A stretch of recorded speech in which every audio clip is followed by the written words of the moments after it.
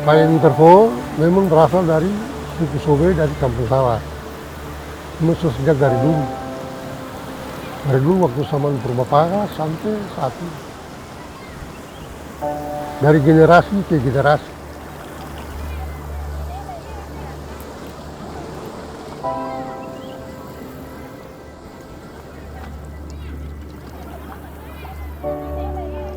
Kalau bahasa Sobe asli itu dia bilang terfo.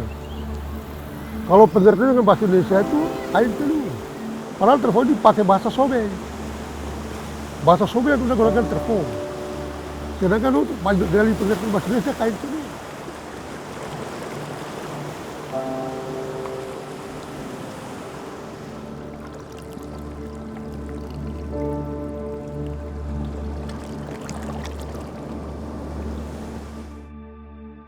Satu hal yang menarik, saya bersama teman-teman dari Tracing Pattern Foundation di California, Berkeley, itu namanya adalah Profesor Chris. Mereka melakukan riset yang terbaru tentang terfo atau tenun.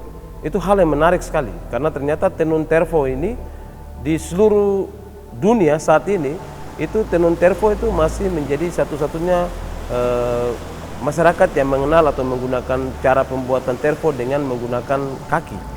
Jadi mereka menggunakan kaki untuk menenun, dan alat tenun itu sudah jarang sekali ditemukan, dan hanya mereka temukan itu di wilayah Thailand, kemudian temukan itu di wilayah Papua, secara khusus itu ada di Sarmi ini, dan itu luar biasa, dan mereka berharap bahwa itu bisa dilestarikan.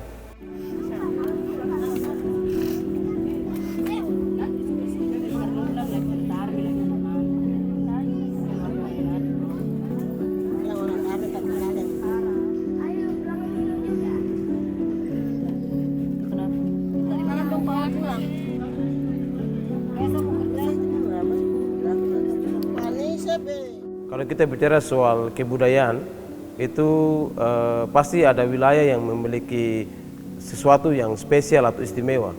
Dan hal yang menarik di seluruh tanah Papua itu, ternyata bahwa kita berpikir dari aspek seni misalnya, kita mengenal seni ukir, kita mengenal seni tari, kita mengenal seni musik atau nyanyi, tetapi juga kita juga mengenal seni membuat gerabah, dan salah satu yang istimewa di Papua adalah kita memiliki yang kita sebut dengan seni tenun. Nah, seni tenun ini berbeda dengan seni anyaman. Di seluruh seantero tanah Papua berdasarkan hasil penelitian kita dan berbagai macam data menunjukkan bahwa the one and only atau satu-satunya yang menjadi tempat untuk suku yang melakukan tenun itu hanya terdapat di Sarmi. Dan Sarmi itu adalah lebih banyak itu adalah di daerah suku Sobe yang berada di daerah pesisir, terutama di desa Sawar dan sekitarnya.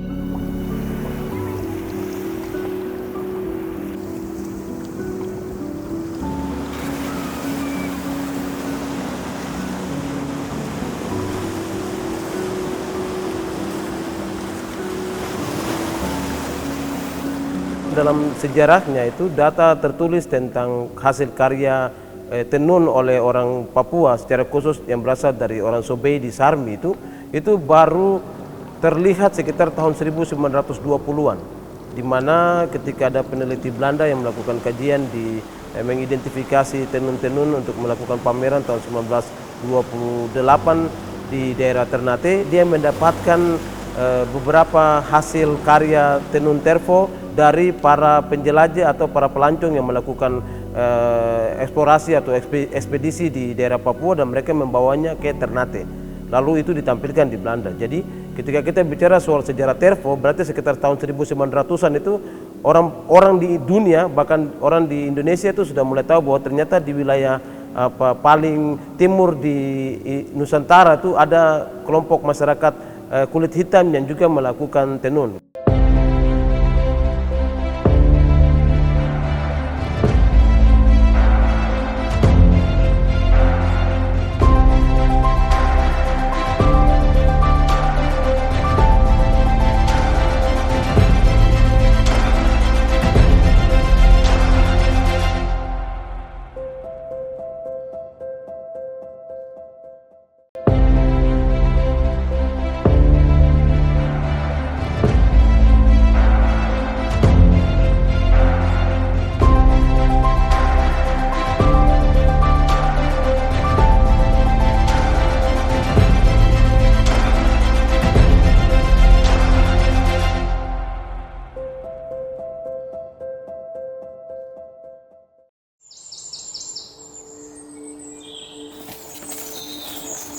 seperti kebiasaan suku-suku lain di tanah Papua itu pekerjaan harus dilakukan di pagi sekali.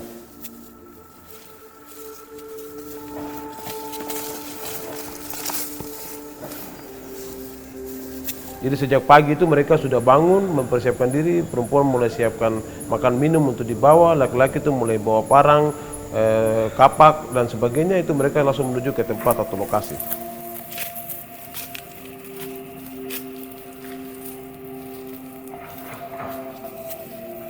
Jadi proses pembuatan tenun terfo itu semua pasti dimulai dengan tahap yang kita sebut dengan persiapan, pengambilan bahan baku, lalu proses pembuatan, terakhir itu adalah proses tenun. Nah, kita mulai dari proses tahap persiapan terlebih dahulu. Kalau kita di Papua, secara khusus di orang di Sobei, itu mereka tidak menggunakan bahan tekstil, tapi mereka menggunakan sejenis pohon palem. Kita cari daun pea, kita cari dapat daun tebang, rubuh, kita harus ambil dia punya daun. Ambil dia punya daun, kita harus patah dia punya tulang. Tulang kita buang, ada dia punya duri kayak sagu itu, kita harus ambil itu lagi buang.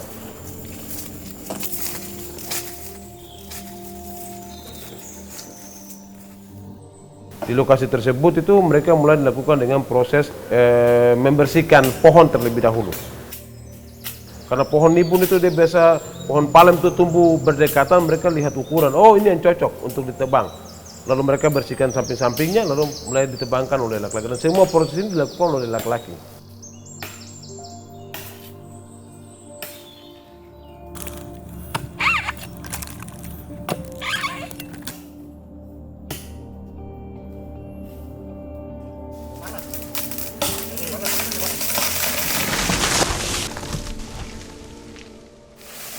Seiring dengan perkembangan jumlah penduduk, masuknya migrasi dari luar, pertambahan penduduk, kemudian teknologi, kebutuhan atas aksesibilitas, itu menyebabkan ruang-ruang atau tempat di mananya pohon bahan baku terfo itu ada, semakin lama semakin berkurang.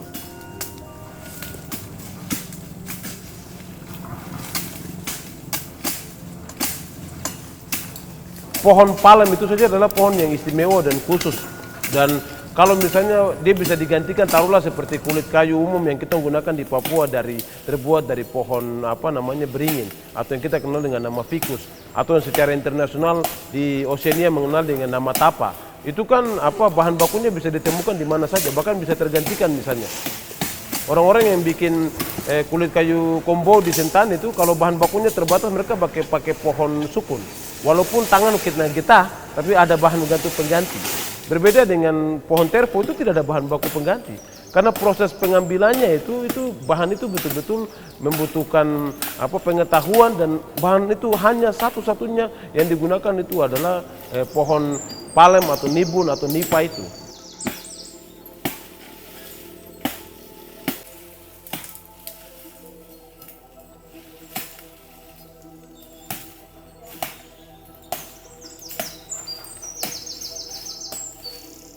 Dalam kebudayaan di Papua pada umumnya itu kita mengenal beberapa jenis tanaman yang kita sebut tanaman yang penting dalam kehidupan manusia Papua. Ada tanaman yang disebut dengan tanaman ekonomi, ada tanaman yang disebut sebagai tanaman budaya. Pohon sagu, pinang, kemudian keladi, petatas, itu disebut sebagai tanaman budaya. Terfo itu juga adalah bagian dari tanaman budaya. Oleh karena itu tanaman budaya, cara memperlakukan dan cara menanam sampai dengan proses itu tidak bisa dilakukan sama seperti proses tanaman ekonomi. Pohon terfo itu ditanam itu mengikuti musim. Biasanya itu mereka akan menanam dia itu pada saat musim air pasang. Nah itu berarti kan membutuhkan pengetahuan khusus.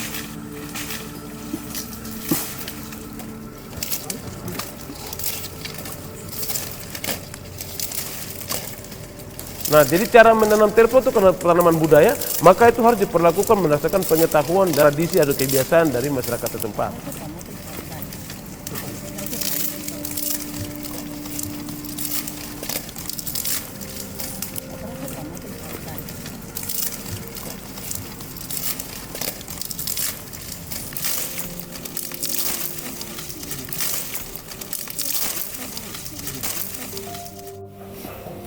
menurut masyarakat pohon bahan bakunya itu tumbuh di sekitaran kampung, tapi dengan adanya keterbukaan akses jalan terutama di pinggir wilayah mereka, lalu masuknya migrasi dari luar, pertambahan penduduk menyebabkan kebutuhan akan tanah itu menjadi banyak, menyebabkan wilayah-wilayah yang tadinya ditumbuhi oleh tanaman bahan baku terpo itu lama-kelamaan mulai hilang karena ditebang lalu dibangun area baru. Jadi dalam artian sekarang ketika mereka mau mengambil bahan baku itu mereka harus jalan lebih jauh ke dalam hutan ataupun jalan lebih jauh dari pinggiran kampung begitu. Jadi itu yang menyebabkan bahan baku terpo kondisinya saat ini juga cukup terbatas.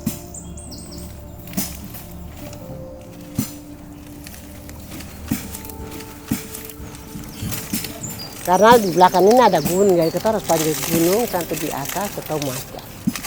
Jalan, tak putar cari ini pohon liar ini. Kita cari. Kalau kita dapat 2 pohon, itu kami kita tebang. Tebang, kasih turun, kita ambil dia daun. Jalan lagi. Jadi tidak menentu tempat itu kita langsung dapat, tidak. Kita harus cari bagaimana kita bisa dapat banyak, bisa 6, bisa 7 pohon satu hari itu. Kita tebang, kasih rumput, terus ambil dia daun, potong-potong ambil dia daun,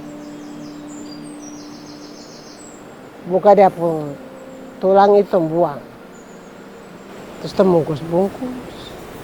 Isi di ketong noken-noken yang ketong bawa di hutan itu. Sudah, ketong pikul bawa turun lagi dari gunung.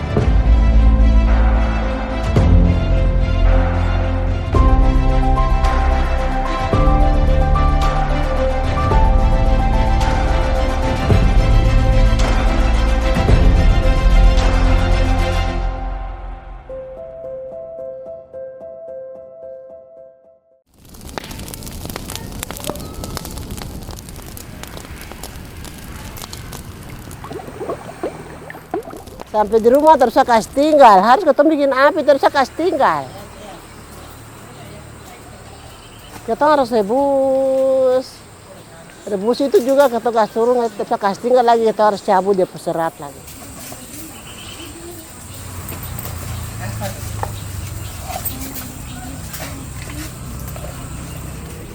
Kita cabut dia serat itu baru kita rendam. Dulu itu kita cuci di laut. Dulu itu harus turun cuci di pantai di air laut. Cuci.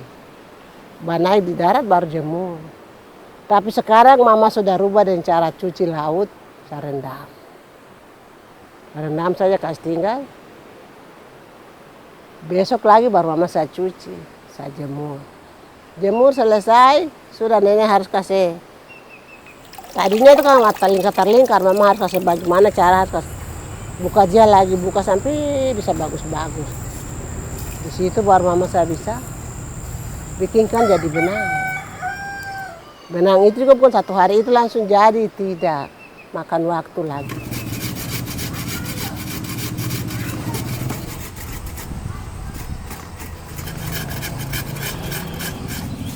Dalam riset kita, dahulu maupun sekarang ternyata dari aspek pewarnaan mereka cukup variatif dalam proses pewarnaan, dan bukan hampir sih, semua bahan baku yang digunakan untuk warna adalah dari bahan baku lokal, dari bahan baku alam artinya.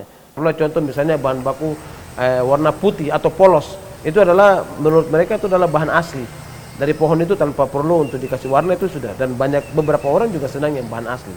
Nah, hijau juga mereka peroleh dari pohon nibul punya daun. Kalau kuning tua itu diperoleh dari kunyit, Kalau kuning muda itu diperoleh dari akar mengkudu, pohon mengkudu. Secara kultur atau secara budaya, ketika riset dilakukan tentang terfo, ternyata mereka sangat atau cukup variatif dalam aspek warna. Nah, proses untuk pembuatan merah tua itu dihasilkan dari kunyit yang mereka kikis dia, lalu mereka campur dia dengan kapur pinang, ditumbuk menghasilkan warna merah.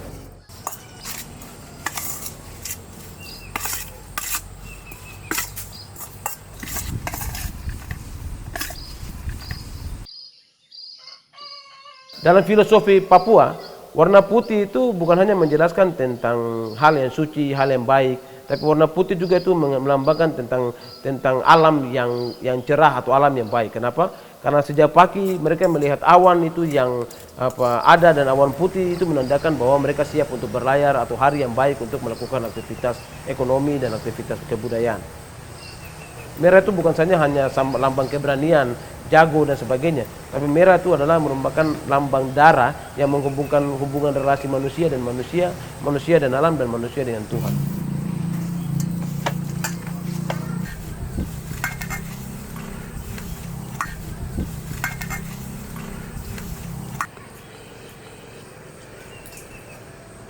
Nah, bicara soal warna kuning, itu pada umumnya representasinya adalah simbol dari matahari. Dan orang di wilayah Tabi, mulai dari Pulau Liki di Sarmi sampai dengan Skou, Sai yang ada di kota Jayapura, itu mereka mengenal dengan konsep wilayah budaya Tabi. Tabi itu adalah simbol matahari. Jadi warna kuning itu begitu dominan dalam kehidupan mereka karena itu adalah merupakan warna yang mereka percaya sebagai dewa tertinggi atau Tuhan tertinggi mereka. Matahari itu sebagai simbol kehidupan. Jadi luar biasanya orang Papua tuh, karena warna-warna itu bukan hanya dilihat sebatas warna, tapi dia memiliki makna yang lebih dalam karena berhubungan erat dengan simbol-simbol kebudayaan mereka. Bahkan itu juga bisa masuk dalam kategori yang mereka sebut sebagai totem atau kepercayaan terhadap leluhur mereka.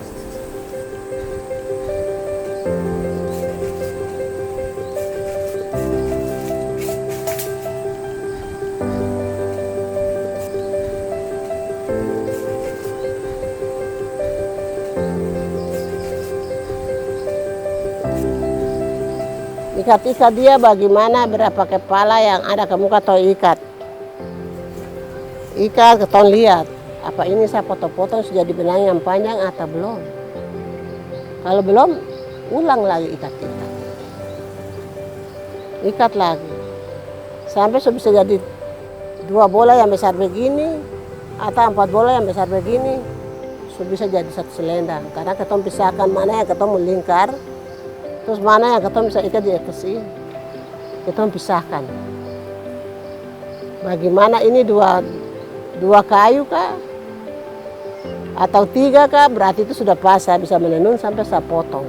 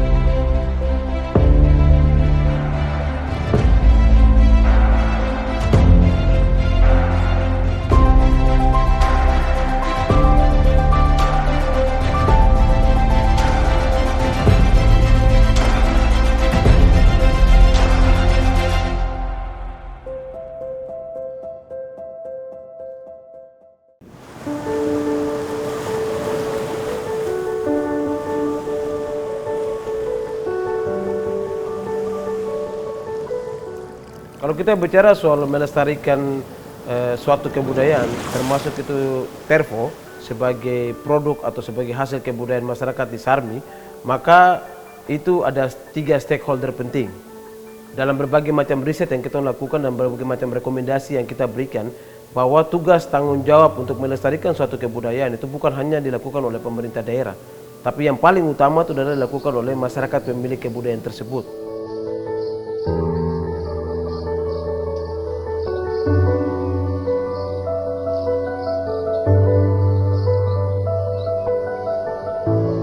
Warisan ini diwariskan dari generasi ke generasi, sehingga pada prinsipnya adalah generasi muda Sarmi saat ini mereka menjadi tahu dan mengetahui apa itu terfo dan kenapa terfo itu menjadi penting dalam kehidupan mereka. Dan proses terfo ini saya harap bukan hanya menjadi milik orang Papua. Jangan lupa ketika terfo ditetapkan sebagai warisan budaya tak benda di Jakarta tahun 2016, itu adalah warisan budaya tak benda dari Provinsi Papua. Artinya terfo itu sudah menjadi milik orang Papua. Jadi kerja-kerja pelestarian itu bukan hanya dilakukan oleh teman-teman di Kabupaten Sarmi, tapi juga dapat dilakukan oleh teman-teman di tingkat provinsi. Gitu.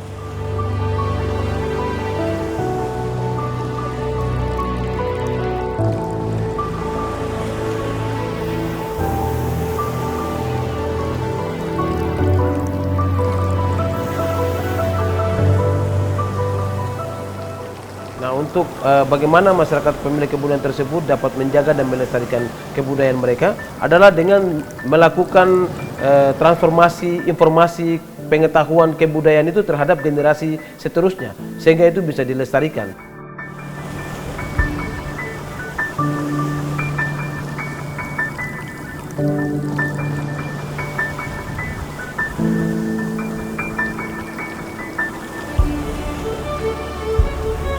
Harapkan Bapak untuk anak cucu harus terus melestarikan budaya. Harus mereka belajar budaya dan belajar bahasa.